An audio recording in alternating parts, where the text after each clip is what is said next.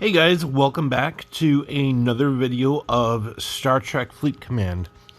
So this was the video I was referencing in my previous video when I was cursing up a storm about armadas.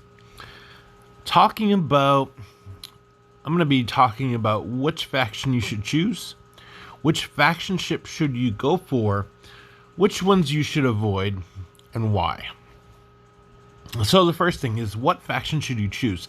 And you can go back, I believe it's somewhere around level 15, and start playing the faction game. I believe it's level 18 where you technically choose your faction.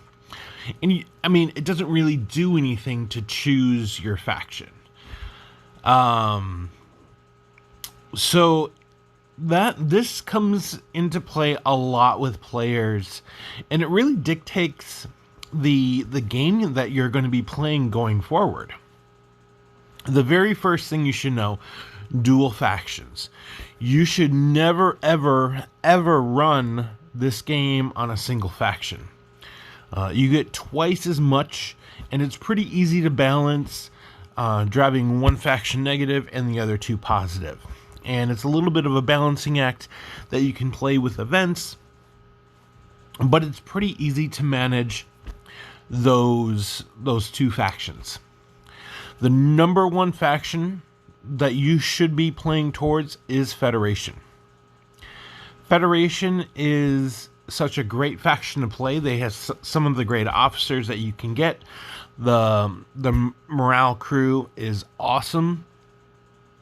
Kirk, Spock, and Uhura, they can pretty much play on any ship and kick butt. But there's a really good reason why you should be the Federation faction. And this is it right here. This ship, the USS Saladin, is the best ship at its level.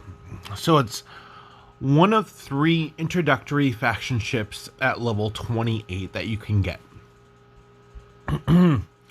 To start to upgrade it, as you can see, you're going to need a lot of crystal, because all interceptors require a lot of crystal, and because it's a Federation ship, it's going to require gas. And that's kind of how the factions are broken up. If this was a Romulan interceptor like the Gladius, it would require crystal and ore. If it was the D4 Klingon interceptor, it would require the crystal and crystal. I'm not sure how that works, because Klingons are crystal, the Interceptor's crystal, so I'm not exactly sure how that would work. But typically, if you have any Klingon faction ships, they're going to require crystal, and whatever class ship they have, like their Bortus is their battleship, so that's going to be ore and crystal. The Romulans is going to be ore and whatever the class of ship you have, such as the Centurion is ore and gas, because it's an explorer and one of the worst ships you can get, and I'll explain why.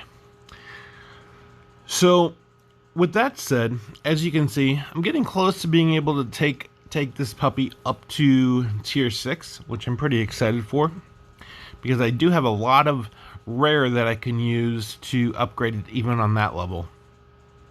But the number one reason this should be your very first faction ship, and keep in mind, those level 26 faction ships, just skip over them altogether. Do not get them. They are resource hogs that won't take you very far. Definitely just push through level 26 to level 28.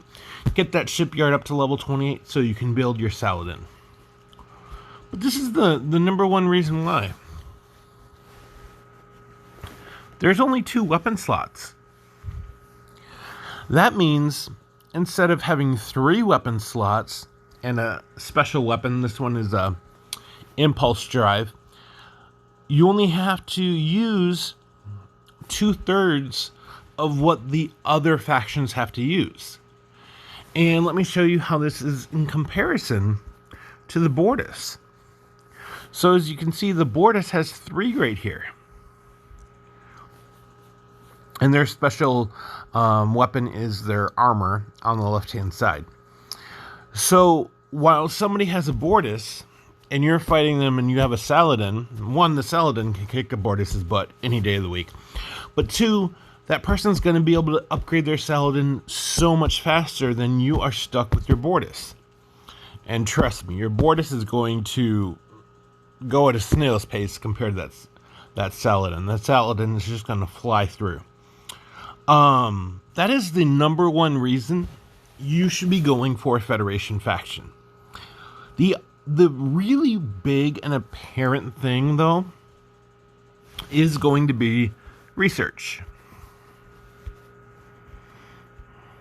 Let me see if I can do this here. It's not letting me do it there. I probably need to rush through something here. Give me 1 second.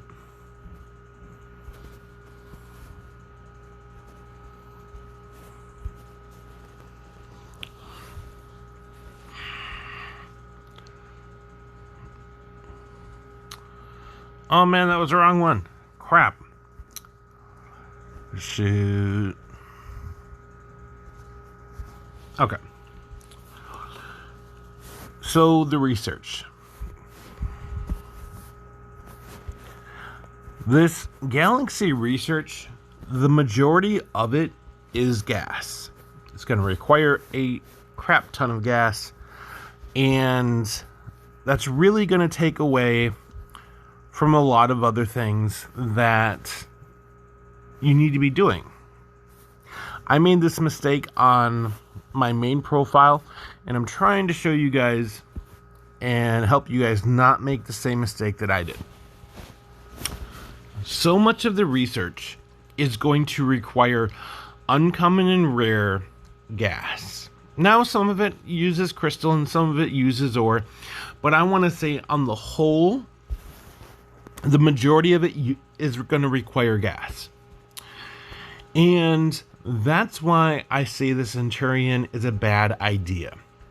Because what are you going to do when you have a USS Centurion, or I should say probably an RNS Centurion, and you're trying to upgrade it, it's taking all your gas, and then you have no gas left to do anything with your research. It is probably one of the worst ships to get for that single reason. The Centurion alone is a great ship once you get it to a very high tier. I think it's like tier 6. It can start to beat the pants off of a Saladin. But, after that, not so much. So what I would say is go for Federation and Klingon. I wouldn't go for Romulan for that reason. Also, the Romulan crew, I don't find them to be all that great. I really like the Klingon crew as well. They do some really great things on interceptors. But other than that, that's the main thing that I would be telling you guys is make sure you look out for anything that's going to use a crap ton of gas, because you are going to be dumping a lot of it into your research from levels, I would say 26 and up. It's just going to hog away all of your gas. So that would be my takeaway from this, is definitely go for Federation, Klingons, Romulans if you want. Just know and what to expect if you do that. Other than that, I will start talking more and more about factions, some questions about that. But definitely go for that USS Saladin and the Federation, and I think you will be in really good hands. Alright guys, thanks for watching. Take care.